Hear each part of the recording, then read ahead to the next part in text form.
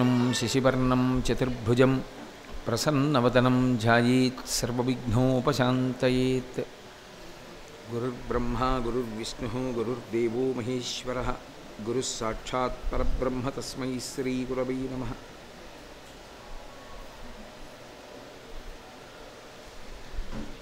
वागर्धाविव सम्पृक्तौ वागर्धप्रतिपत्तये जगतः पितरौ वन्दे पार्वती परमेश्वरौ।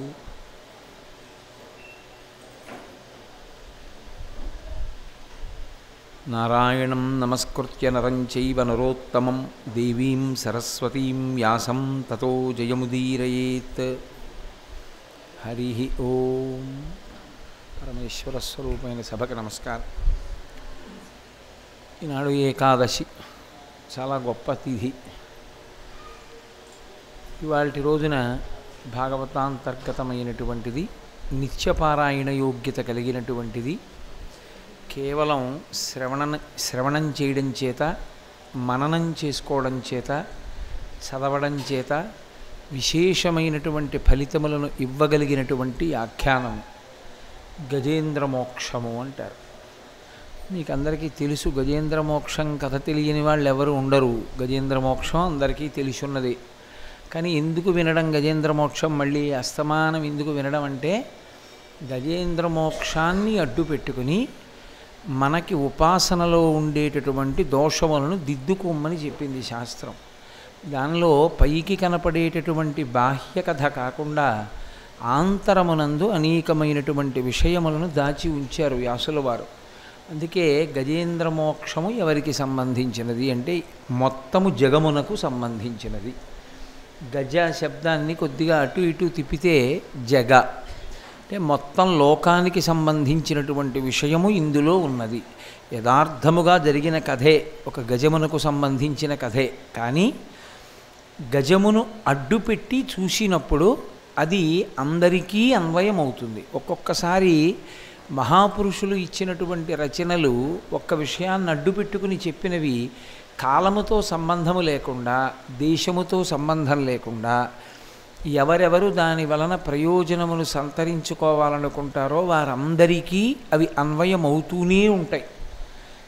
నేను ఒక ఉదాహరణ చెప్పాలంటే, శంకర భగవత్పాదులు కాశీపట్టణంలో ఒక వృద్ధ బ్రాహ్మణుడు డుక్రుంకరణి వ్యాకరణ సూత్రములను అదే పనిగా వల్లెవేస్తుంటే ఆయన వంక చూసి, భజ గోవిందం భజ గోవిందం గోవిందం భజ మూఢమతే సంప్రాప్తే సన్నిహితే కాళి నహి నహి రక్షతి డుక్రుంకరణి అంటూ ఆయన కొన్ని విషయాలు చెప్పారు. మూఢజహీహి ధనాగమ తృష్ణ కురు సద్బుద్ధిం మనసి వితృష్ణ ఎల్లభసే నిజ కర్మోపాత్తం విత్తంతేన వినోదయ చిత్తం అంటూ. అది ఆనాడు బ్రాహ్మణుడికి చెప్పినట్లుంటుంది. కానీ యథార్థమునకు ఆనాడు బ్రాహ్మణుడికి చెప్పడమే కాదు, దేశకాలాదులతో సంబంధం లేకుండా అది ఎప్పటికీ అన్వయమవుతూనే ఉంటుంది. ఎవరెవరు దాని వలన ప్రయోజనమును పొందాలనుకుంటున్నారో వాళ్ళందరూ ఆ శ్లోక సారాంశమును తీసుకుని జీవితంలో చక్కటి మార్గాన్ని ఎంచుకుని వారి యొక్క అనుష్ఠానమునందు ఈశ్వరుణ్ణి చేరుకునేటటువంటి పదములో వచ్చేటటువంటి దోషములను దిద్దుకోగలిగినటువంటి శక్తిని పొందగలిగి ఉంటారు. అటువంటిదే భాగవతాంతర్గతమైనటువంటి గజేంద్ర మోక్షం కూడా. గజేంద్ర మోక్షం కూడా ఎప్పుడో జరిగిన కథ అయినప్పటికీ అది ఎప్పటికీ నిత్య నూతనమే. కారణం ఏమంటే, అసలు యథార్థంగా మాట్లాడితే దాన్ని నిత్యపారాయణ చెయ్యండి అన్నారు. నిత్యపారాయణ చెయ్యండి అని ఎందుకన్నారంటే, భాగవతంలో సాక్షాత్తుగా శ్రీకృష్ణ పరమాత్మయే అంటే శ్రీ మహావిష్ణువే ఫలశ్రుతి చెప్పినటువంటి మహోత్కృష్టమైన ఘట్టము గజేంద్ర మోక్షం. సాధారణంగా దాన్ని ఎవరు చెప్తారు అంటే, ఎవరు కృతికర్తయో వాళ్ళు చెప్తూ ఉంటారు. ఈ ఆఖ్యానం చదివితే ఇదిగో ఈ ఫలితం కలుగుతుంది అంటూ ఉంటారు. కానీ శ్రీ మహావిష్ణువు చెప్పారు గజేంద్ర మోక్షానికి. అసలు నిజానికి కలియుగంలో అత్యంత ఆదరణీయమైనటువంటి వానిలో ఒకటి గజేంద్ర మోక్షం. ఎందుచేత అంటే దానంత తేలికైనటువంటి ఉపకరణము లోకములో ఇంకొకటి లేదు. నిద్రలేచి మంచం మీద పడుకుని ఒక్క 5 నిమిషాలు గజేంద్ర మోక్షం యొక్క కథనంతటిని ఊహ చేసి కళ్ళు తెరిస్తే చాలు అన్నారు. ఒక్కసారి ఆ ఏనుగు, త్రికూటాచలము, సరోవరము, నీళ్లు తాగడం, మొసలి పట్టుకోవడం, విష్ణువుని ప్రార్థించడం, ఆయన వచ్చి మొసలిని సంహరించడం, ఏనుగుని రక్షించడం. దాన్ని ఒక్కసారి అలా ఎవరు భావనామాత్రంగా దర్శనం చేసి నిద్రలేస్తారో వాళ్ళకి సకల శుభములు కలుగుతాయండి. మంచం మీద పడుకుని అలా ఊహ చెయ్యండి అని అన్నిటికీ చెప్పరు. అది ఒక్క గజేంద్ర మోక్షమునకు మాత్రమే అన్వయమైంది. అంటే అంత తేలికైన సాధనములలో గజేంద్ర మోక్షం ఒకటి. కాబట్టి ఎప్పుడైనా గురువు శిష్యులకు బోధ చేసేటప్పుడు ఏం చేస్తారంటే, గురువుగారికి తెలుసు ఇది చాలా గొప్పది అని. తెలియవలసినది ఎవరికి? శిష్యుడికి.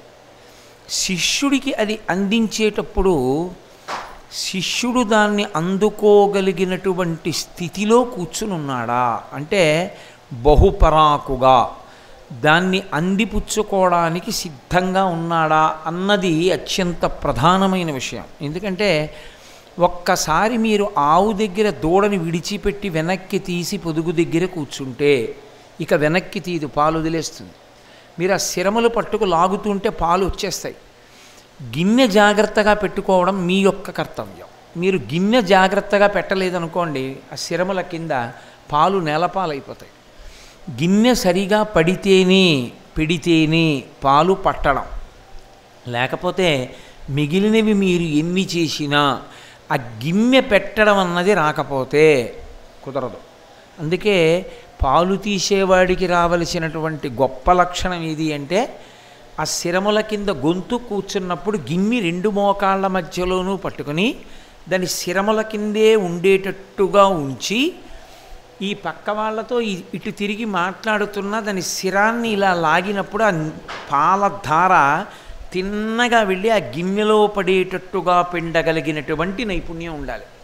అది లేదనుకోండి, ఆయన పాలు తీసినా ఉపయోగం ఉండదు, ఆ పాలన్నీ నేలపాలవుతాయి. అలాగే ఒకసారి శిష్యులు వచ్చి గురువుగారి పాదములు పట్టుకుని, గురువుగారు ఇది చెప్పండి అని అడిగిన తర్వాత గురువు చెప్పేస్తాడు. ఎందుకని అంటే గురువుకి తెలుసు దానిలో ఉన్న సారం. ఆయన పరమ సంతోషంగా చెప్పేస్తాడు. గిన్నె సరిగా పెట్టి కూర్చుని ఉండకపోతే శిష్యుడు, గిన్నె సరిగ్గా అంటే దాని యందు బుద్ధిని ఉంచకపోతే నేలపాలైపోతుంది ఆ విషయం అంతా, అది మస్తిష్కంలోకి వెళ్ళదు. అందుకని ఏం చేస్తారంటే, ఎప్పుడైనా అటువంటి ఉత్కృష్టమైన విషయాన్ని బోధ చేసేటప్పుడు పరాకు చెప్తారు. పరాకు చెప్పడం అంటే చూడండి, రాత్రుళ్ళు కాపలా కాసేవాళ్ళు ఉంటారు.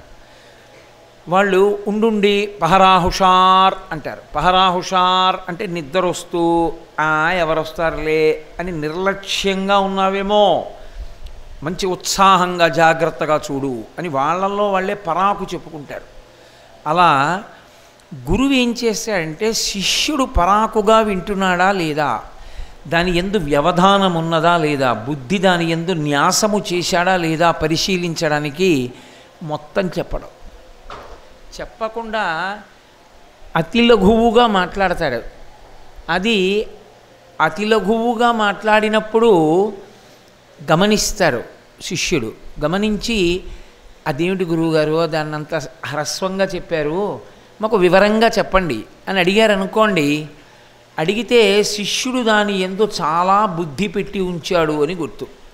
అందుకే అప్పుడప్పుడు శుకబ్రహ్మ చాలా ప్రధానమైన విషయములను చెప్పేటప్పుడు ఇటువంటి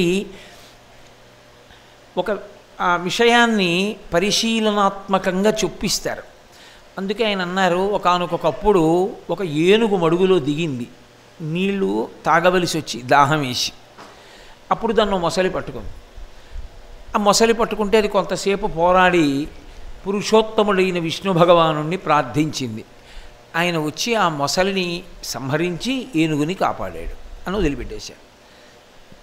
వెంటనే పరీక్షిత్ అన్నాడు, ఆగండి గురువుగారు, నీళ్లల్లో ఏనుగు దిగిందా, మొసలి పట్టుకుందా, ఇవి రెండు ఎక్కడ ఉండే ప్రాణులు, రెండు అడవిలో ఉండే ప్రాణులు, అది పెద్ద విషయమేముంది, అది జంతున్యాయం. ఏనుగు దాహం వేస్తే నీళ్లలో దిగవలసిన అవసరమే ఉంది. ఒడ్డున నిలబడి దాని తొండాన్ని నీళ్లల్లో పెట్టి నీళ్లు తాగగలదది. అది మరి నీళ్లలో ఎందుకు దిగింది, నీళ్లు తాగి పైకి ఎక్కాలిగా, మరి అలా పైకి ఎక్కకుండా నీళ్లలో ఎందుకు ఉండిపోయింది? మొసలి దాని కాలు ఎందుకు పట్టుకుంది? రెండిటికి యుద్ధం ఎందుకు జరిగింది? జరిగింది పో. అరణ్యంలో ఎన్ని ప్రాణులు ఒకదాని చేత ఒకటి చెనకపడతాయి, ఇన్ని ప్రాణులో చచ్చిపోతాయి. వాటికి ఆహారం ఏముంది? మాంసాహారులకు ఇంకో జంతువే కాబట్టి ఏ జంతువు కనపడితే ఆ జంతువుని వేటాడతాయి. కాబట్టి అది పెద్ద విషయం ఏముంది గురువుగారు? మొసలి ఏనుగుని పట్టుకోదా? నీటి యందు మొసలిది బలం, భూమి మీద ఏనుగుది బలం. కాబట్టి భూమి మీద బలం ఉన్న ప్రాణి నీటిలో దిగితే మొసలికి చులకన, పట్టుకుంది. పట్టుకుంటే ఇంత ప్రాజ్ఞత కలిగినటువంటి మనుష్య ప్రాణులే మనుష్యునిలో నుండి ప్రాణము వెళ్ళిపోతున్నప్పుడు భగవంతుని యొక్క నామము చెప్పట్లేదు కదా. మొసలి పట్టుకుంటే మొసలితో పోరాడి పోరాడి అలిసిపోయినటువంటి ఏనుక్కి భగవంతుణ్ణి ప్రార్థన చెయ్యాలన్న తలంపు ఎలా కలిగింది? అది ఎందుకు ప్రార్థించింది? ఒకవేళ ప్రార్థించింది అనుకోండి, అదేమిటి? ఒక అరణ్యంలో మొసలి ఏనుగుని తిందా? ఏనుగుని సింహం తిందా? ఏనుగు అరటిపళ్ళు తిందా? దానికి నేను రావడం ఏమిటి అని ఊరుకోవాలిగా విష్ణువు. ఆయన అంత పరుగు పరుగున వైకుంఠం నుంచి వెళ్ళడం ఎందుకు? ఏమి నేను మొన్ననే కదా చెప్పాను మీతోటి, ఇందుకలడందులేడని సందేహము వలదు చక్రి సర్వోపగతుండు ఎందెందు వెదకి చూచిన అందందే కలడు దానవగ్రని వింటే. ఎక్కడి నుంచో పరిగెత్తు రావడం ఏమిటండి? అక్కడ లేడా? కొలనులో లేడా? అరణ్యంలో లేడా? మొసలిలో లేడా? ఏనుగులో లేడా? ఆయన ఎక్కడి నుంచో రావడం ఏమిటి? మరి ప్రహ్లాదోపాఖ్యానంలో చెప్పిన కథకి గజేంద్ర మోక్షంలో చెప్తున్న కథకి తేడా వచ్చేసిందా లేదా? మరి ఏమన్నా మొన్ననేమో మీరు అలా చెప్పారు, అంతటా ఉన్నాడు కాబట్టి స్తంభంలోంచి వచ్చాడన్నారు. మరి అంతటా ఉన్నవాడు స్తంభంలోంచి వస్తే అక్కడే ఉన్న ఏ చెట్టులోంచో చామలోంచో రావచ్చుగా. ఎక్కడో వైకుంఠం నుంచి రావలసిన అవసరం ఏమిటి? అప్పుడు ప్రహ్లాదోపాఖ్యానం నిజమా, గజేంద్ర మోక్షం నిజమా? ఎందుకు అలా జరిగింది ఇప్పుడు చెప్పండి. గజేంద్ర మోక్షం మనం అనుకున్నంత తేలిక కదా. మరి అది ఎందుకు ప్రార్థన చేసింది? దానికి పురుషోత్తముడు ఎందుకు వచ్చాడు? వచ్చి రక్షించవలసిన అవసరం ఎందుకు కలిగింది? అంటే ఈ ప్రశ్న శిష్యుడు వేస్తే శిష్యుని యందు కుతూహలమున్నది అని గుర్తు. కుతూహలము అంటారు. ఉత్కంఠ, ఉత్కంఠ అంటే ఇలా మెడెత్తి చూడడం, అంటే అదేమిటో తెలుసుకోవాలనేటటువంటి జిజ్ఞాస. కుతూహలము అంటే వివరముగా తెలుసుకోవాలనేటటువంటి కోరికే. కాబట్టి పరీక్షిత్ అన్నాడు, నీరాట వనాటములకు పోరాటము ఎట్లు కలిగే, పురుషోత్తముచే ఆరాటమెట్లు మానెను, ఘోరాటవిలోని భద్రకుంజరమునకున్. ఒక ఘోరమైన అరణ్యంలో ఉన్నటువంటి భద్రగజానికి, ఒక ఏనుక్కి, నీటి పురుగైనటువంటి మొసలికి అసలు యుద్ధం ఎందుకు వచ్చింది?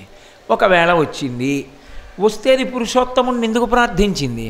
ఒకవేళ ప్రార్థిస్తే విష్ణువు ఎందుకు వచ్చారు? కాబట్టి నాకు ఈ విషయాలన్నీ మీరు వివరంగా చెప్పవలసిందిగా ప్రార్థిస్తున్నాను. మీరు అలా సంగ్రహంగా ఏదో చిన్న మాటలతో చెప్పేస్తే నా మనస్సు సంతోషించదు. కాబట్టి గురువుగారు నా యందు అనుగ్రహించి నాకు వివరంగా చెప్పండి. ఇది గురువుగారికి సంతోషం. అది వివరంగా తెలుసుకోవాలనేటటువంటి శిష్యుడు దొరికితే గురువుకి సంతోషంగా ఉంటుంది చెప్పడానికి. కాబట్టి ఇప్పుడు ఆయన మొదలుపెట్టాడు. శుకబ్రహ్మ ఆయన అన్నాడు, పూర్వం పాలసముద్రంలో త్రికూటాచలం అనేటటువంటి పర్వతం ఉండేది. అందుకే గజేంద్రమోక్షణ కథ బయట ఉన్న కథ ఏదో అది అందరికీ అన్వయమైంది. అంటే ఆ పేర్లు కూడా అలా సరిపోయాయి గజేంద్రమోక్షణానికి. పాలసముద్రమునందు త్రికూటాచలం ఉంది. ఆ పర్వతము 10,000 యోజనములు పొడుగు, అలాగే అంతే ఎత్తు అంతే వెడల్పు కలిగినటువంటి పర్వతం. దానికి 3 శిఖరములు. ఒకటి బంగారు శిఖరము, ఒకటి వెండి శిఖరము, ఒకటి ఇనప శిఖరము. 3 శిఖరములతో ఉంటుంది. అది పాలసముద్రంలో ఉంటుంది ఆ పర్వతం. అబ్బో అక్కడ లేని చెట్లేం లేవు. లవంగం దగ్గర నుంచి జాజి, పున్నాగి, వెలగ, మామిడి, పనస, ఖర్జూరం, అసలు పోతనగారి వర్ణనలు మీరు చూసి తీరాలి. అసలు ఇన్ని చెట్లు ఉంటాయా అనిపిస్తుంది మీకు. అంత అద్భుతంగా వర్ణించారు ఆయన. చిత్రం ఏమిటంటే అక్కడ పళ్ళు ముగ్గిపోయి చెట్లకి వేళ్లాడితే చిలుకలు వెళ్ళి కొడితే ఆ పళ్ళల్లోంచి రసాలు కారిపోయి అవి ఏరులై ప్రవహించాయి ఆ పర్వతం మీద. ఒక మామిడి చెట్టు పళ్ళని కొడితే చిలకలో మామిడి పళ్ళ రసంతో ఒక ఏరు ఏర్పడింది. అంటే అంతంత పెద్ద పెద్ద చెట్లు. అంతంత పెద్ద చెట్లకి అంతంత కాపు, కోసేవాడు లేక అన్ని పళ్ళు. అన్ని పళ్ళని చిలకల కొడితే ఒక్కొక్క పండులోంచి అంతంత రసం కారిపోయింది. అంత అందమైనటువంటి త్రికూటాచలం, దాని నిండా సరోవరాలు, సరోవరాల నిండా పద్మాలు, పద్మాల నిండా గండు తుమ్మెదలు, ఆ పువ్వులలో ఉన్నటువంటి పుప్పొడి ఆ సరోవరంలోని జలముల నిండా పడుతూ ఉంటుంది. కాబట్టి మంచి సువాసనలు వస్తూ ఉంటాయి. అక్కడ అనేకమైనటువంటి జంతువులు ఉంటాయి. ఒక జంతువు కాదు, పెద్ద పులుల దగ్గర పెద్ద పులులు, సింహాలు, లేళ్ళు, జింకలు, కోతులు, ఏనుగులు, పాములు, నెమళ్ళు, శరభాలు, అడవి పందులు, ఇన్ని జంతువులు ఉన్నాయి ఆ అరణ్యంలో. అది ఏదో ఒక రకమైన జంతువులు మాత్రమే ఉండేటటువంటి పర్వతము కాదు. అయితే ఆ పర్వతం మీద ఇన్ని జంతువులున్నా అక్కడ గొప్పతనం ఏమిటి అంటే, ఆ పర్వతం మీద ఉన్నటువంటి అత్యంత బలమైన ప్రాణి ఏది అంటే ఏనుగు. ఆ ఏనుగులు గుంపులు గుంపులుగా తిరుగుతుంటాయి అక్కడ. ఆ గుంపులు గుంపులుగా తిరిగేటటువంటి ఏనుగులు ఎంత బలమైనటువంటి ప్రాణి అంటే, అవి చీకటి పడిపోయిన తరువాత చీకట్ల గుంపులు ఎలా వస్తాయో గుహలలోంచి ఏనుగుల మందలు అలా వస్తాయన్నారు పోతన గారు. అది ఆ కవిత్వం అనుభవించగలిగినటువంటి హృదయం, ఆ చెప్పగలిగినటువంటి పరిణతి అలా ఉండాలి. ఆ చీకటి పడుతోందనుకోండి, సూర్యాస్తమయం అయితే ఎటు చూసినా చీకట్లు వస్తాయి, చీకట్ల గుంపులు వచ్చాయా అన్నట్టు ఉంటుంది. ఏనుగు చీకటి ముద్దలాగే ఉంటుంది, నల్లగా ఉంటుంది. అవి సాయంకాలం నీళ్లు తాగుతాయి. సాయంకాలం నీళ్లు తాగడానికి ఏం చేస్తాయంటే, ఎక్కడ నీళ్లు తాగేటటువంటి ప్రదేశం ఉంటుందో అక్కడికి వస్తాయి గుంపులు గుంపులుగా వచ్చి నీళ్లు తాగుతూ ఉంటాయి. నేను ఒకసారి భద్రాచలం వెళ్ళాను ఈ మధ్య, మారేడుమిల్లి మించి. ఆ డ్రైవర్ బాగా అనుభవజ్ఞుడు. ఆ దారిలో అతను ఒక చోట ఆపాడు కారు. ఆపి, గురుగారు ఒకసారి ఆ కిందకి చూడండి లోయలోకి అన్నాడు. ఏమయ్యా అని చూశాను. సో పెద్ద ఏరు ఒకటి వెళ్ళిపోతోంది. అది అచ్చు పాము ఎలా వెడుతుందో అలా వెడుతోంది. దాని పేరు కూడా నాగులేరు. ఇక్కడే పులులు వచ్చి తాగుతాయి గురువుగారు నీళ్ళు. అవి రాత్రి 10 గంటలు దాటిన తర్వాత ఈ దారిలో వెడితే కనపడుతుంటాయి, అప్పుడప్పుడు పడుకుంటాయి రోడ్డు మీదకి వచ్చి. నిజంగా కూడా ఆ దారిలో భద్రాచలం వెడుతుంటే వృక్షాలంటే ఏమిటో అక్కడ చూడాలి. మహావృక్షములే ఒక్కొక్కటి, అంతంత చెట్లు. కాబట్టి ఆయన అన్నాడు, అదిగో ఇక్కడ నీళ్ళని తాగడానికి పులులు వస్తాయి. అలా చీకటి పడిన తరువాత నీళ్లు తాగడానికి అక్కడ ఏనుగులు వస్తాయి. ఏనుగులు చీకటి పడిన తరువాత వస్తాయి కాబట్టి చీకట్ల గుంపులు వచ్చినట్టుగా వస్తాయి సాయంకాలం అయిన తర్వాత బయటికి. అవి తలగవు కొండలకైనను మలగవు సింగములకైన మార్కొను కడిమిన్ గలగవు పిడుగులకైనను ఇలబల సంపన్న వృత్తి ఏనుగుగున్నల్. పోతన గారి పద్యాల్లో ప్రత్యేకించి గజేంద్ర మోక్షం దగ్గరికి వెళ్ళేటప్పటికీ ప్రతి పద్యంలోనూ ఏదో మెలికి ఉంటుంది. తలగవు కొండలకైనను మలగవు సింగములకైన మార్కొను కడిమిన్ గలగవు పిడుగులకైనను. ఆ ఏనుగుల గుంపులు బయటికి వస్తేట వాటికి ఏదైనా కొండ అడ్డొస్తే అవి పక్క నుంచి వెళ్ళవుట. కొండకి పక్క నుంచి మేము వెళ్ళడం ఏమిటి, అడ్డంగా కొండ వస్తే అని కుంభస్థలాలతో కొండ బద్దలు కొట్టేసి పెడతాయిట అవి. అంత పొగరబోతు ఏనుగులు అవి. కాబట్టి తలగవు కొండలకైనను మలగవు సింగములకైన. అసలు ఏనుగు పడుకుంటే సింహం కల్లోకి వస్తే చచ్చిపోతుంది. శాతన ఖగ్రఖండితల సన్మజ కుంజర కుంభముక్త ముక్తాతశీల అంటారు నన్నయ్య గారి భారతంలో. ఆ సింహం ఎగిరి దూకి ఏనుగు యొక్క కుంభస్థలం మీద కొట్టి బాగా చీల్చి ఆ మాంసాన్ని ముత్యాలు జల్లుతుంది. అది ఏనుగుని సింహం చంపే తీరు. అందుకని ఏనుగుకి భయం సింహం అంటే. అటువంటి సింహం గర్జన చేస్తే ఏనుగులు తరుగుతాయిట వాటిని. ఏనుగులు తరిమితే సింహాలు పారిపోతాయిట అక్కడ. అంత బలమైనటువంటి ఏనుగుల గుంపులు. కాబట్టి తలగవు కొండలకైనను మలగవు సింగములకైన మార్కును కడిమిన్ ఇవి తరిమి యుద్ధానికి వస్తాయిట. పోన్లే సింహం పోయిందని ఊరుకోవు, సింహాన్ని చంపడానికి ఏనుగు పరిగెడుతుంది. కాబట్టి గలగవు పిడుగులకైనను, అవి సాయంకాలం పూట అలా వెడుతున్నప్పుడు వర్షాకాలంలో మబ్బులు వేసి ఎక్కడో ఉరి మెరుపు మెరిచి పిడుగుబడింది అనుకోండి, చాలా కోపంట వాటికి. ఏమిటి అంత చప్పుడు అంటే, మాకన్నా బాగా అరవగలవా అని తొండం ఎత్తి పెద్ద గర్జన చేస్తాయిట. ఎవరా చప్పుడు చేసింది ఆకాశంలో అని, ఏదో బీ సైలెంట్ అంటుంటారే, అలా అవే చెయ్యాలి అల్లరి చేస్తే. ఎవరు అరవకూడదు బయటకు వచ్చినప్పుడు. అంటే అంత శాసకత్వం, అంత బలం వాటిది. గలగము పిడుగులకైనను ఇలబల సంపన్న వృత్తి ఏనుగుగున్నల్. అక్కడ వేశారు పోతన గారు మెలిక. వీటి బలమంతా ఎక్కడో తెలుసా? ఇలా భూమి మీద. ఇలబల సంపన్న వృత్తి, భూమి మీద బలం తప్ప ఇంకో చోట దీనికి బలం లేదు. ఎందుకని? ఏనుగు అగ్నిలోకి వెళ్ళదు. ఏనుగు నీటిలోకి వెళ్ళిన నీటి పురుక్కి దొరికిందంటే పనిచేయదిహ, మొసలి పట్టేసుకుంటుంది. ఏనుగు భూమి మీద మాత్రం అత్యంత బలమైన ప్రాణి. ఎందుకంటే ఏనుగంత పెద్ద ప్రాణి ఇంకా లేదు లోకంలో. ఏనుగంత బుద్ధి కలిగిన ప్రాణి కూడా ఉండదు. అంత బుద్ధి కలిగిన ప్రాణి. ఎంత సునిశ్చిత పరిజ్ఞానం అంటే దాని దృష్టి ఎంత గొప్పదంటే దాని తొండంతో గుండు సూదిని తీస్తుంది. దాని తొండంతో దేవదారు దొంగ పట్టుకొని రాజులు కట్టినటువంటి కోట ద్వారాన్ని బదలగొడుతుంది. అది పట్టుకు పరిగెత్తి. దానిదంత సునిశ్చిత ప్రజ్ఞ, అంత బరువైన పని చేస్తుంది, అంత సున్నితమైన పని చేస్తుంది. ఇన్ని ఉన్నా దీని బలమంతా భూమి మీదే. భూమి మీద బలమైన దానికి ఓ పరిమితి ఉంది, అది ఎగరలేదు.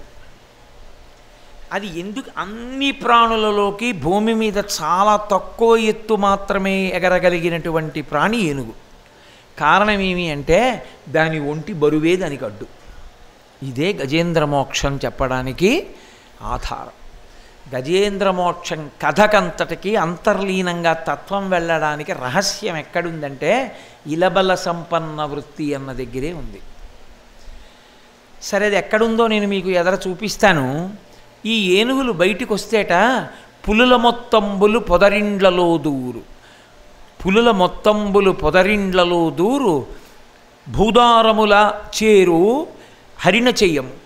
అవి ఎంత బలమైనటువంటి ఏనుగులంటే అవి బయలుదేరి వస్తే పులులన్నీ కూడా పొదరిళ్లలోకి పారిపోతాయి. అలాగే భూదారములు నేల బొరియలలో దాగు హరిదంతములకేగు హరిణ చెయ్యము, మడుగుల జొరబారు మహిష సంఘంబులు, గండశైలంబుల కపులపాకు, వాల్మీకముల సొచ్చు వనభుజంగంబులు. అలాగే ఆ నెమళ్ళు నింగికెగయు, నీలకంఠంబులు నింగికెగయు, వాల్మీకముల సొచ్చు వనభుజంగంబులు నీలకంఠంబులు నింగికెగయు, వెరచి చామరీ మృగంబులు వీచువాల చామరముల, విహరణ శ్రమమువాయ భయద పరిహేల విహరించు భద్రకరుల గాలి సోకిన మాత్రాన జాలినొంది. కాబట్టి అవి ఎంత బలమైన ప్రాణులు అంటే పులులన్నీ కూడా పొదరిళ్లలోకి పోతాయి, అడవి పందులన్నీ కూడా భూమిలోకి వెళ్ళిపోతాయి, లేళ్ళన్నీ కూడా దిక్కుల కొసల వరకు వెళ్ళిపోతాయి. హరిదంతములకేగో హరిణ చెయ్యము, లేళ్ళు దిక్కుల చివర్ల వరకు పారిపోతాయి వాటిని చూసి. ఈ పెద్ద పెద్ద దున్నపోతులవి నీటి మడుగులలోకి వెళ్ళి నీటి మడుగులలో పడుకుని దాక్కుంటాయి. అలాగే గండశైలంబుల కపులపాకు, పెద్ద పెద్ద రాళ్ళు చూసుకొని శిలల మీదకి కోతులు ఎక్కేస్తాయి. పావులన్నీ పాకుతూ వచ్చి పుట్టల్లోకి వెళ్ళిపోతాయి. నెమలి పెద్ద ఎగరదు, కానీ వాటిని చూసి భయపడిన నెమలి ఆకాశంలోకి ఎగిరిపోతుంది. నీలకంఠంబులు నింగికెగయు, ఇవన్నీ ఒక ఎత్తు. ఒక ప్రాణి ఉంటుంది, దాని పేరు చామరీ మృగము అంటారు. మనం ఈశ్వరుడికి చామరం వేస్తుంటాం కదా, ఆ చామరం ఎక్కడిది అంటే దాని తోక. ఆ చామరీ మృగం యొక్క తోక అది చాలా బరువుగా ఉంటుంది దానికి ఆ తోక. అందుకని అది గబగబా ఎటు వెళ్ళలేదు కాబట్టి అది ఎక్కడికి వెడుతుంది? ఆ ఏనుగులు వచ్చేస్తాయి దగ్గరికి. కానీ దాని తోకకో శక్తి ఉంది. ఎంత బడలిక పొందండి ఆ చామరాన్ని కానీ ఇలా వేస్తే బడలిక తీరుతుంది. అందుకే చామరీ మృగం తోకలో ఉన్నటువంటి వెంట్రుకలు తీసి కుచ్చు కట్టి, అందుకే ముట్టుకోకూడదు. ఇలా చామరం వేసేటప్పుడు అడుగు నుంచి ముట్టుకోకూడదు. చామరం ఇచ్చారనుకోండి వేయమని, ఇలా ఆ వెంట్రుకల వైపు పట్టుకోకూడదు. కారణం ఏమిటంటే వెంట్రుకలు మహాపాపం, దాన్ని ఇలా పట్టుకోకూడదు, పిడి పట్టుకోవాలి. కానీ ఆ వెంట్రుకలకు ఉన్న లక్షణం ఏంటంటే లోకంలో దేని వెంట్రుకైనా సరే పూజనీయము కాదు. సరే, ఆవు వెంట్రుకల విషయంలో అసలు ఆ సమస్య లేదు, ఎందుకంటే దాని రోమ కూపముల యందు 33 కోట్ల మంది దేవతలు కూర్చుంటారు. లోకంలో అత్యంత గౌరవప్రదమైనటువంటి వెంట్రుక ఏదో తెలుసా అండి? ఎవరిదో తెలుసా? 2 ప్రాణులది. ఒకటి ఏనుగు వెంట్రుక. ఏనుగు వెంట్రుకకున్న శక్తి ఏమిటంటే అది దృష్టి దోషాన్ని విరిచేస్తుంది. అందుకే కొంచెం శాస్త్రం తెలుసున్న తాతగారు అయితే ఏం చేస్తాడంటే, మనవడు పుట్టాడు అనుకోండి, ఏనుగు వెంట్రుక తీసుకొస్తారు. ఏనుగు వెంట్రుక అంటే దేవాలయాల్లో ఉండే ఏనుగుది పీకి పట్టరాకూడదు, ఎక్కడో సంపాదించాలి, దాన్ని అనుమతి తీసుకుని తెచ్చుకోవాలి. ఏనుగు దగ్గర నుంచి తెచ్చి తావీజులో పెట్టి దాని లోపల పెట్టి పైన తావీజు పెట్టేసి మెళ్ళో వేస్తారు. ఆ ఏనుగు వెంట్రుక కానీ మీద ఉంటే అది దృష్టి దోషాన్నంతటినీ పరిహరిస్తుంది, దానికి ఆ శక్తి ఉంది. రెండవది, చామరీ మృగం యొక్క తోకకి ఉండేటటువంటి కుచ్చులోని వెంట్రుకలు, అవి భగవంతునికి శ్రమ తీరుస్తాయి. అందుకే ఇంకా ఎవరికి వీరుదని, అవి అలసట తీరుతుంది. పరమేశ్వరుడికి కూడా చెమట పడుతుంది. మీరు గొప్ప గొప్ప ప్రతిష్ఠ జరిగి పూజలు జరిగేటటువంటి మూర్తులకు అభిషేకం చేస్తే ఆయనకి తర్వాత చెమట పడుతుంది. చెమట పడితే ప్లోత వస్త్రము అంటారంటే ఒళ్ళు తుడుస్తారు.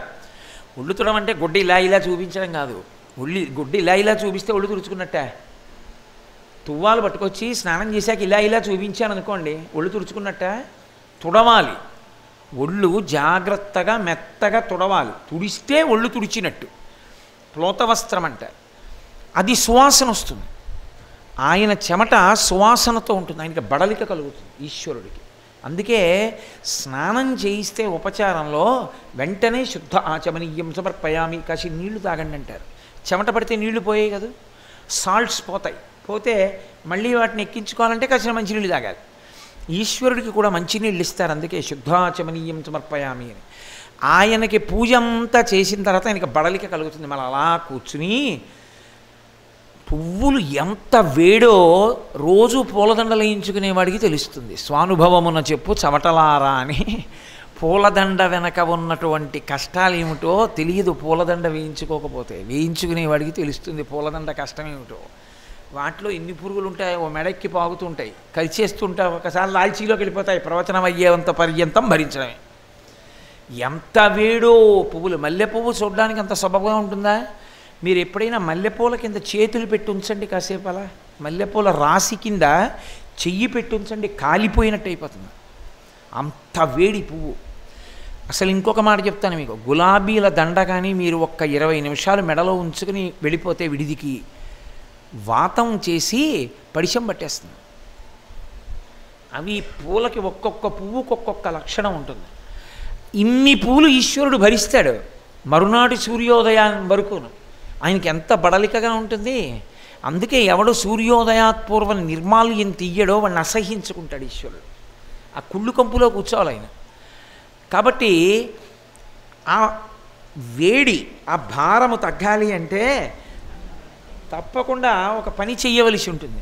ఏమిటి ఆ పని అంటే, చామరం వేస్తారు. పూజ అంతా అయిపోయిన తర్వాత రాజోపచారములు అని ఉంటాయి. రాజోపచారములలో ఛత్రం ధారయామి, చామరం విజయామి. చామరం వేస్తే ఏమవుతుంది అంటే ఆయనకి బడలిక తీరుతుంది. ఇప్పుడు ఈ చామరీ మృగాలకి తోక పెద్దది కదా మరి, ఈ వెంట్రుకలతోటి అవి అటు ఇటు పరిగెత్తలేవు. ఆ ఏనుగులు వచ్చేసి అవి వీటిని ఏమన్నా చేస్తాయేమో అని అవేం చేశాయంటేట, విహరణ శ్రమమువాయ భయద పరిహేల విహరించు భద్రకరుల. ఆ అన్నిటికీ భయం కలిగేటట్టుగా బయటికి వచ్చి తిరిగేటటువంటి ఏనుగుల గుంపుల దగ్గరికి వెళ్ళి, అయ్యో పాపం మీరు అలసిపోయారు, మీ అలసట తీరడానికి మీకు చామరం వేద్దామని నించున్నామని ఆ ఏనుగుల దగ్గరికి వెళ్ళి తోక ఊపుతాయిట. చామరం వేస్తే అప్పుడు అవి సంతోషిస్తాయిట. ఓ ఇవి మాకు చామరం వేశాయిరా అని వాటిని వదిలేస్తాయిట. అంటే ఈశ్వరుడు అందుకోవలసిన రాజోపచారాన్ని సాయంకాలం బయటకు వచ్చిన ఏనుగు అందుకుంటుంది ఆ అరణ్యంలో. అది దాని బలం. దాని బలం ఏమిటో చెప్పాలంటే ఇంతకన్నా ఎలా చెప్తారంటే, అసలు పోతనగారి యొక్క ఆంధ్రీకరణ వైభవం అంటే అది. భయద పరిహేల విహరించు భద్రకరుల విహరణ శ్రమమువాయ గాలి సోకిన మాత్రాన జాలినుంది. వాటి గాలి తగిలేటప్పటికి భయపడి వెళ్ళి చామరం వేసేయటం. అంత బలమైన ఏనుగుల యొక్క గుంపులు ఆ అరణ్యంలో తిరుగుతూ ఉంటాయి. ఇలా తిరుగుతూ ఉండగా ఒకనాడు అన్ని మందలు కలిసి నీటి కోసం వెళ్ళాయి. ఒక ఏనుగు దారి తప్పింది అన్నారు పోతనగారు. దేనికి తప్పింది అని అడిగారు. అంటే కారణం చెప్పారు పోతనగారు. దైవవశమున అన్నారు. అందుకే గజేంద్ర మోక్షం చదవాలి అంటే భాగవతంలో అక్షరం అక్షరం చదవాలి జాగ్రత్తగా. అది దారి తప్పిపోవడానికి కారణం దైవము యొక్క శాసనము, దైవవశాన తప్పిపోయింది. అయితే అది ఒక్కటేనా? కాదు. అది తప్పిపోవడానికి, దైవము అలా చెయ్యడానికి అది దేనియందు మగ్నమైందో చూపించారు. దాని వెనక కొన్ని కోట్ల మంది భార్యలు వస్తున్నారు. ఎంతోమంది కాదు దానికి భార్యలు, 10 లక్షల కోట్ల మంది భార్యలు దానికి, ఆ ఏనుక్కి. 10 లక్ష కోటి కరణీనాథుండనయ్యుండి అని చెప్పుకుంది అది. నాకు 10 లక్షల కోట్ల మంది భార్యలంది. కాబట్టి వాళ్ళందరూ వస్తున్నారు వెనకాల. అదేం చేస్తోంది మరి? ఇంతమంది భార్యలు వస్తే అలా వెడుతూ సంతోషపెట్టాలిగా. భార్యతో కలిసి వెడుతున్నాడు అనుకోండి, అబ్బా ఏమండి మన ఊళ్ళో ఉండవండి ఇలాంటి మల్లెపూలు అందనుకోండి, అవును ఉండవు అని వెళ్ళిపోవడానికి భర్త పక్కన ఆగు అని ఓ మూర కొని పెట్టుకోవాయ్ అంటే కదా ఆవిడ సంతోషిస్తుంది. కొనపెట్టకపోయినా ఏమనుకోదు, ఆవిడే కొనుక్కుని నా ప్రారంభం గొప్ప భర్త అనుకుంటుంది. కాబట్టి అది చెప్పడంలో ఉండేటటువంటి హృదయం. కాబట్టి ఇన్ని కోట్ల మంది భార్యలు వస్తే ఆయన ఏం చేస్తున్నాడు అంటే కనపడ్డ పూలగుత్తులన్నీ కోస్తున్నాడు. ఒకళ్ళ ఇద్దరా? ఇంతమందికి అందించద్దు, ఇంతమందికి పూలగుత్తులు ఇస్తున్నాడు, ఇంతమంది మీద ఆకులు పెడుతున్నాడు. లేత పసరిక గడ్డి కనపడితే ఆ గడ్డి కోసి జాగ్రత్తగా తొండంతో తనకి అత్యంత ప్రియమైన అనురాగవంతమైనటువంటి భార్యల నోటిలో పెడుతున్నాడు. వాటికి మదజలము కారుతూ ఉంటుంది. అసలు ఏనుగుకి మదజలం కారినప్పుడు మీరు కొంతసేపు నిలబడి చూడాలి. ఏనుగుని చూడడం ఒక ఎత్తు అయితే మదజలము కారేటటువంటి ఏనుగుని చూడడం ఒక ఎత్తు. అది మీరు పురాణాల్లోనూ కావ్యాల్లోనూ తరచు కనపడుతుంది, మదజలము స్రవిస్తున్న ఏనుగు అని. కానీ అది నేను ఏదో నోటితో చెప్తే మీకు అదేమీ రుచించదు, అందదు. దాన్ని మీరు చూడాలి. నేను ఎక్కడ చూడొచ్చో కూడా మీకు అవకాశం చెప్తా. గురువాయూరులో చూడొచ్చు. గురువాయూరులో కృష్ణ పరమాత్మకి ఏనుగుల శాల ఉంది. దానికి ఈ కంటికి చెవికి మధ్యలో ఉంటుంది ఒక కన్నంలాగా, అందులోంచి మదజలం కారుతుంది. ఆ మదజలానికి ఉన్న లక్షణం ఏమిటంటే అది విపరీతమైన సువాసన, తీపి. దానికోసం ఏం చేస్తాయంటే తుమ్మెదలు వస్తాయి.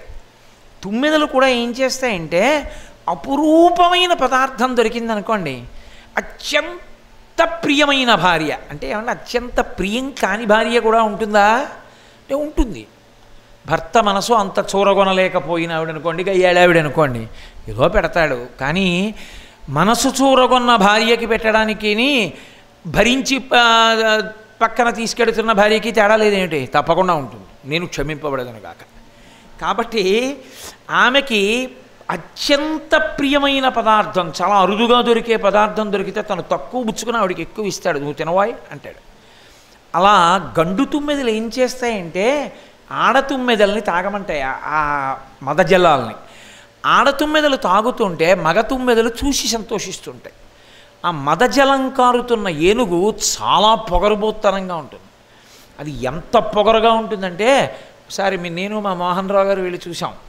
అది మీరు అక్కడ నించున్నారనుకోండి, ఆ సీతారామచంద్ర ప్రభువు కళ్యాణమూర్తుల దగ్గర నించున్నారనుకోండి, అది ఇక్కడ ఉందనుకోండి, అది ఊగిపోతుంటుంది ఇలాగా ఆడ ఏనుగు కోసం. ఆ సమయంలో అది ఊగిపోతూ మీరు అలా నించున్నారనుకోండి, ఆడ ఏనుగు పక్కన లేదు, మదజలం కారుతుంటే నన్ను ఇక్కడ పెట్టి నువ్వు చూస్తున్నావా అని చెరుక్కర్ర తీసి విసురుతుంది మీ మీదకి.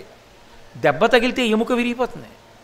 అందుకని దగ్గర ఉండకండి, దూరంగా వెళ్ళిపోండి, దానికి మదజలం కారుతోందంటారు. మీరు చూసి తీరాలి ఆ ఏనుగుని. దూరంగా తీసుకెళ్ళి మదజలం కారడం మొదలు పెట్టగానే తీసుకెళ్ళి కట్టేస్తారు వేరే. అలా ఉంటుంది అది ఆ ఏనుగు. దాన్ని చూసి తీరాలి మీరు. మీరు గురువాయూరు వెళ్తే ఏదో ఏనుక్కి కారుతూ ఉంటుంది, కాబట్టి దాన్ని కడతారు తీసుకెళ్ళి, మీరు చూడొచ్చు. అలా మదజలము స్రవిస్తూ అది మూచూచి ఋతుకాలమును బట్టి సంగమిస్తోంది ఆడ ఏనుగులతో. సంగమిస్తూ నీటి కోసం పెడుతోంది. అంటే అంత కామోపభోగాన్ని అనుభవిస్తూ సంతోషంగా ఈ ఏనుగులన్నిటితో కలిసి బయలుదేరింది. బయలుదేరి ఆఖరికి అది కూడా ఒక జలాశయం దగ్గరికి చేరుకుంది. ఇప్పుడు ఆ జలాశయం చుట్టూ అనేకమైనటువంటి ఫలభరితమైన వృక్షములు ఇలా నీళ్లలోకి వంగి ఉన్నాయి. మా కోనసీమ వైపు వస్తే మీరు ఎప్పుడైనా ఆ ప్రత్యేకించి యానాం దగ్గర నుంచి గోదావరి నదిలో పడవలో సముద్రంలో కలిసిపోయే సంగమ స్థానం వైపు కెడుతున్నా అమలాపురం కాట్రేణికోణ అటువైపుకి వెడుతున్నా. నేను మొన్ననే కాట్రేణికోణలో ఉపన్యాసం చేయడానికి రోజు వెడుతూ చూసి మురిసిపోయేవాళ్ళం కారులో. పచ్చటి పొలాలు, కాలవల మీద ఇలా వంగిన కొబ్బరి చెట్లు, వాటికి ఉన్న కొబ్బరి బొండాల గుత్తులు నీటిలో ప్రతిఫలిస్తూ, ఎటు చూసినా చెట్లే, ఎటు చూసినా పొలాలే, ఎటు చూసినా సస్యకేదారాలే. ఎంత అందంగా ఉంటుందో అసలు ఆ పక్షులు అవిని. అంత అందమైనటువంటి సరోవరము. అక్కడికి వెళ్ళింది ఏం చెయ్యాలి? దాహం వేస్తోంది. చక్కగా ఒడ్డు నించుని అందులో తొండం పెట్టి నీళ్లు తాగేసి బయటికి వచ్చేస్తే ఏ గొడవ ఉండదు. కానీ అది అలా తాగలేదు. తన భార్యలందరితో కలిసి నీటిలో దిగింది. నీటిలో దిగిన తర్వాత ఇవి ఊరుకుంటాయా? నీళ్లు తాగి మగ ఏనుగు చేత సహభాష్ అనిపించుకోవాలి. అందుకని ఆడ ఏనుగులు ఏం చేశాయి? కొన్ని ఆడ ఏనుగులు తొండంతో నీళ్లు తీసి దాన్ని నిండా పోసి మగ ఏనుగు మీద, నువ్వు సెలయేళ్లతో ఉన్న నల్లని పర్వతంలా ఉన్నావు అన్నాయి. అవి నీళ్లు పోస్తే అంతకన్నా బాగా పేరు అనిపించుకోవాలని ఉంటుందిగా మిగిలిన ఆడ ఏనుగులకి. అవి పద్మాలన్నీ కోసి దాని మీద పెట్టి, అబ్బా నువ్విప్పుడు సహస్రాక్షుడైన ఇంద్రుల్లో ఉన్నావు ఇన్ని పద్మాలతో అన్నాయి. ఊరుకుంటాయా మిగిలినవి? పద్మాలన్నీ కోసి పుప్పిడంతా తొండంలోకి చల్లుకుని ఆ పుప్పుడు తెచ్చి ఆయన మీద జల్లి ఇప్పుడు నువ్వు గైరికాది ధాతువులతో ఉన్న బంగారు పర్వతంలా ఉన్నాయన్న. ఇంకా కొన్ని పువ్వులు తుంపి అవతల పారేసి ఆ తూండ్లు తీసుకొచ్చి ఆయన మీద పేర్చి, ఇప్పుడు నువ్వు నాగభూషణుడైన పరమశివుళ్ళ ఉన్నావు అన్నాయి. ఇంకా కొన్ని నీటి అడుగున ఉన్న ముత్యపు చిప్పలేరాయి. ఏరి ముత్యపు చిప్పలు ఆయన మీద పెట్టి, ఇప్పుడు నువ్వు మెరుపులతో ఉన్న మేఘంలా ఉన్నావు అన్నాయి. ఆయన మురిసిపోతున్నాడు. అబ్బా ఇన్ని అలంకారాలు, ఎంత పొగట్టలు నాకు అని. కాబట్టి తుండంబుల పూరించుచు గండంబుల చల్లుకొనుచు గడగడ రవముల్ మెండుకొన వలద కడుపుల నిండన్ వేదండ కోటి నీటింత్రాగెన్ అన్నారు పోతన గారు. అవి తొండంబుల పూరించుచు చక్క తొండం నిండా నీళ్లు లాగుతున్నాయి. అలా లాగినవి ఏం చేయాలి? వంచి నోట్లో పోసుకుని తాగాలి, తాగి పైకి ఎక్కియాలి. అది చేయలేదు. తాగడానికి వెళ్ళినవి తాగేసి గండంబుల చల్లుకొనుచు ఒకదాని గండ స్థలం మీద ఒకటంటే బొగ్గల మీద చల్లుకుంటూ సంతోషపడిపోతూ, గలగల రవముల్ పెద్ద చప్పుడు చేస్తూ, మెండుకొన వలద కడుపుల పెద్ద పెద్ద బాణ కడుపుల్లోకి నిండన్ వేదండ కోటి నీటింత్రాగెన్, ఆ ఏనుగులన్నీ కడుపు నిండా నీళ్లు తాగి ఆ సరోవరంలో ఆటలు మొదలెట్టాయి. మీకు ఒక విషయం ఇప్పటికే అర్థమైపోయి ఉండాలి. అవి పద్మాలు తీసేసి, ముత్యపు చిప్పలు తీసేసి, తూళ్ళు తీసేసి ఇవన్నీ చేస్తే ఆ సరోవరం అంతా కలకలమైపోయిందా లేదా? చక్కగా ప్రశాంతమైన శుద్ధ జలములతో ఉన్నటువంటి సరోవరం అంతా మట్టితో బురదతో కష్మలమైపోయింది. పోనీ ఇప్పటికైనా పైకి వెళ్ళిపోయా? అవి అలా ఆటలు ఆడుతూనే ఉన్నాయి సరోవరంలో. ఇదే మన జీవితం. దీన్నే మన జీవితానికి అన్వయం చేస్తారు. అందుకని గజేంద్ర మోక్షం రోజూ చదువుకో అంటారు. కారణం ఏమిటంటే, త్రికూటాచలము అన్న పర్వతం పాలసముద్రంలో ఉంది అంటే ఎక్కడో ఉంది అని అనుకోకూడదు. ఇక్కడ ఉన్న ఆత్మయే పాలసముద్రం. ఈ ఆత్మని ఆధారం చేసుకుని ఈ శరీరం అంతా నడుస్తూ ఉంటుంది. అది లేనినాడు ఇది శవం. కాబట్టి ఇదంతా దాని చేత ప్రకాశిస్తూ ఉంటుంది. ఇదే త్రికూటాచలం. ఈ పర్వతం 3 శిఖరములతో ఉంటుంది. 3 శిఖరములతో ఉండడం అంటే బంగారు శిఖరం, వెండి శిఖరం, ఇనప శిఖరం, సత్వగుణం, రజోగుణం, తమోగుణం, జాగ్రత్త, స్వప్న, సుషుప్తి, భూత, భవిష్యత్, వర్తమాన కాలములు, త్రిపుర సుందరి అన్నీ 3 మీద నడుస్తూ ఉండడం. కాబట్టి త్రికూటాచలము. దీనిలో ఉన్న జీవుడు ఏం చేస్తుంటాడు? భూత భవిష్యత్ వర్తమాన కాలముల యందు ఎప్పుడు ఊహ చేస్తూ ఉంటాడు. నేను శ్రీశైలం మల్లేశ్వర స్వామి దేవస్థానానికి ఈ మధ్యనేనండి 2008లో వచ్చానంటాడు. భూతకాలం. మళ్ళీ భగవంతుడి దయ వల్ల సాధ్యమైనంత తొందరగా వద్దాం అనుకుంటున్నాను భవిష్యత్ కాలం. ఇప్పుడు వచ్చి ఉన్నాను వర్తమాన కాలం. ఎప్పుడూ 3 కాలములలో తిరుగుతూ ఉంటాడు. అలాగే జాగ్రత్త, స్వప్న, సుషుప్తి ఉంటే ఇంద్రియములు తెలివిగా ఉంటాయి కాబట్టి అన్నీ చూస్తూ ఉంటాడు, వింటుంటాడు. లేకపోతే స్వప్న, నిద్రపోయి కలకంటూ ఉంటాడు. సుషుప్తి, గాఢ నిద్రలోకి వెళ్ళిపోతాడు. తప్ప ఈ 3టికి అతీతంగా తురీయమనేటటువంటి 4వ స్థితికి వెళ్ళాడు. 3 కాలములను దాటి కాలాతీతుడు కాడు. ఎందుకని? ఎప్పుడు ఈ అవస్థలలో తిరుగుతూ ఉంటాడు. ఈ అవస్థలలో తిరిగేటటువంటి జీవుడే ఏనుగు. ఏనుగు ఇలబల సంపన్న వృత్తి ఏనుగుగున్నల్. ఏనుగు భూమి నుండి పైకి బాగా ఎగరలేదు. ఎందుకని? దాని ఒంటి బరువు దాంది. మనం భగవంతుడి వైపుకి ప్రయాణం చేయలేము. ఎందుకని? మన సంసారమే మనకు బరువు. ఎప్పుడు భగవంతుడి దగ్గర కూర్చుని ఒక్క నిమిషం ధ్యానం చేయరా అన్నాడు అనుకోండి, ఇలా కూర్చుని కళ్ళు ముయ్యగానే వస్తే సాంసారికమైన విషయములైనా జ్ఞాపకానికి వస్తాయి, లేదా నిద్ర వస్తుంది. రెండింటిలో ఏదో ఒకటి వస్తుంది. అసలు సంసారమునకు సంబంధించిన విషయములను పక్కన పెట్టి భగవంతుని యందే దృష్టి నిలబెట్టడం అనేటటువంటిది అంత తేలికైన విషయము కానే కాదు. అక్కడ పూజ జరుగుతూ ఉంటుంది, కానీ నిజానికి ఈయన మనసు ఆ భగవతి యందు నిలబెట్టలేడు. ఏదో ఆలోచనలు చేస్తూ ఉంటాడు, ఎప్పుడు ఏదో ఆలోచన, ఎప్పుడు దేనికి దగ్గరికో పోతూ ఉంటుంది మనసు. ఇక్కడ మాత్రం కర్మ నడుస్తుంటుంది, కార్యం జరుగుతూ ఉంటుంది.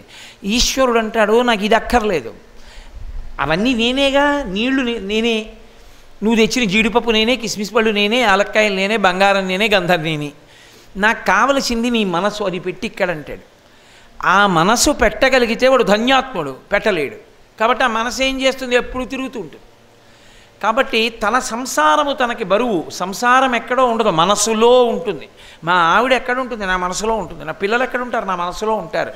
మా ఇంట్లో బీరువాలో ఎక్కడ ఏ పంచి ఉందో, పుస్తకాల గూట్లో ఎన్నో వరుసలో పుస్తకాలు ఉన్నాయో, లేకపోతే ఇదేంటి మా ఇంట్లో ఉన్నటువంటి నా పర్సులో ఎంత డబ్బు ఉండే అవకాశం ఉందో, నా బ్యాంక్ అకౌంట్లో ఎంత డబ్బు ఉందో ఎక్కడుంటుంది?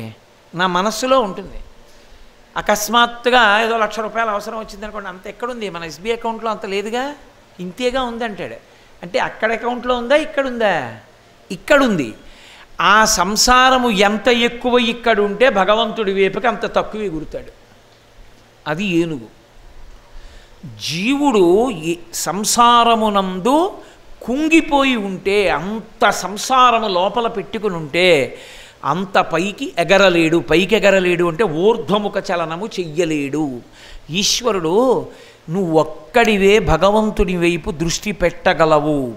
నువ్వు నన్నందుకోవడానికే నిన్ను సృజించాను, ఇది నీకు ఇచ్చిన గొప్ప అవకాశం అని చెప్పడానికే మిగిలిన ప్రాణులన్నీ భూమికి అడ్డంగా పుట్టి అడ్డంగా పెరిగితే భూమి అడ్డంగా పుట్టి నిలువుగా పెరుగుతాడు మనిషి ఒక్కడే. నన్ను అందుకో ఊర్ధ్వముఖ చలనం చేసి అని. అది చెయ్యలేకపోతే వైక్లభ్యం వచ్చింది ఉపాసనలో. కాబట్టి త్రికూటాచలమునందు ఏనుగులదే బలము అంటే ఆ అవస్థలలో కూరుకుపోయినటువంటి జీవుడు సంసార మగ్నుడైన వాడెవరున్నాడో వాడు తరించలేకపోవడానికి ప్రతిబంధకము వాని సంసారమే. సంసారము మీరు సక్రమంగా ఉపయోగించుకుంటే మీకు ప్రతిబంధకం కాదు. గృహస్థాశ్రమము దేనికి అంటే మీరు వైరాగ్యమును పొందడానికి ఉపకరణముగా స్వీకరించమని చెప్పింది శాస్త్రం. అందుకే కర్తవ్యతా దృష్టితో ఉండు.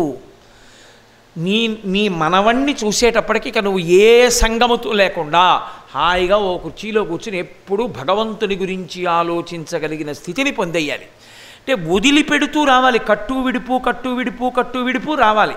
అది రాలేదనుకోండి మగ్నం అయిపోతాడు, పెరిగిపోతుంది, బరువు పెరుగుతుంది. ఎందుకని? వాడి కొడుకు గురించి వాడిదే ఆలోచన, కోడల గురించి వాడిదే ఆలోచన, మనవల గురించి వాడిదే ఆలోచన, వియ్యాలారి గురించి వాడిదే ఆలోచన, స్నేహితుల గురించి వాడిదే ఆలోచన, ఒక్క ఈశ్వరుడి గురించి తప్ప. అప్పుడేమైంది? సంసారపు బరువు ఎక్కువైంది, పైకి ఎగరలేడు. తగ్గించుకున్నాం అనుకో అంటే మనసునందు ఈశ్వరుణ్ణి చేరుస్తూ కర్తవ్యముల చేత తగ్గించుకుంటే, కొడుకుకి పెళ్లి చేశాను, వాడికో కొడుకు పుట్టాడు కాబట్టి ఇప్పుడు వాడి సంసారం వాడు నిర్వహించుకోగలడు. ప్రతి చిన్న విషయం నేను చెప్పక్కర్లా, అంత అవసరం వస్తే వాడు అడుగుతాడు. అని అబ్బాయి మేడ మీద 2 గదులు అందులో ఉంటాను, ఏదైనా అవసరమైతే పిలు, భోజనానికి వస్తాను, కొడుకుతో కలిసి చెయ్యాలి కాబట్టి ఇద్దరం కలిసి భోజనం చేద్దాం, మేడ మీద ఉంటాను, సింహాసనాన్ని నువ్వు చెయ్యి అర్చన ఇంక నుంచి, శుభముహూర్తం చూసి నీకు అప్పచెప్పాను, నేను అప్పుడప్పుడు నీరాజనం ఇస్తూ ఉంటాను, వచ్చి నేను ఇంకెక్కువ ధ్యానంలో గడుపుతాను అని ధ్యానం చేసుకుంటూ పుస్తక పఠనం చేస్తూ భగవత్ కథాశ్రవణం చేస్తూ గడుపుతాడా? అప్పుడే ఇంకా పెంచేసుకుంటాడు, ఎక్కం పెరిగినట్టు పెంచుకుంటాడు. నా మనవడి సంగతి చూడాలి కదండి, నా మనవరాలి సంగతి చూడాలి కదండి అంటాడు. అలా ఎంతమందిని